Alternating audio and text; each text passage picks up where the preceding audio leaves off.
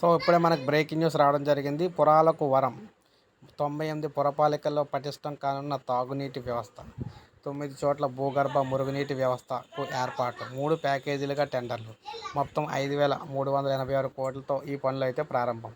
రాష్ట్రంలోని 98 పురపాలిక సంఘాల్లో తాగునీటి సమస్యను పటిష్టం చేసేందుకు మార్గం సుగమైంది. 9 పురపాలికల్లో భూగర్భ మురుగునీటి పైపులైన్లు ఏర్పాటు చేయనున్నారు. అమృత్ 2 పథకం కింద ఈ పనులను కేంద్ర రాష్ట్ర ప్రభుత్వాలు అయితే నిధులు సమకూరుస్తున్నాయి.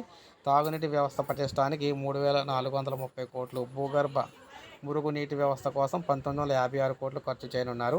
రాష్ట్రంలో ఉన్న 107 పురపాలికల్లో భవిష్యత్తు అవసరాలు దృష్టిలో ఉంచుకొని తాగునీటి పైప్లైన్లు, భూగర్భ మురుగునీటి పైప్లైన్లు కూడా మరింత పటిష్టవంతం విస్తరించాలని రాష్ట్ర ప్రభుత్వం అయితే భావించిందనమాట. సో అందుకే దీనికి సంబంధించి రాష్ట్ర ప్రభుత్వం అయితే ఇక్కడ కేంద్ర పట్టణాభివృద్ధి మంత్రిత్వ శాఖతో భాగస్వామ్యం అయ్యి ఈ కార్యక్రమాన్ని అయితే చేస్తున్నారు. రాష్ట్ర పురపాలక శాఖ మంత్రి టెండర్ల ప్రక్రియ అయితే చేపట్టింది. 107 పురపాలక సంఘాల్లో చేపట్టాల్సిన తాగునీటి, మురుగునీటి వ్యవస్థల పనులను 3 ప్యాకేజీల రూపంలో అయితే విభజించి చేస్తూ ఉన్నారన్నమాట.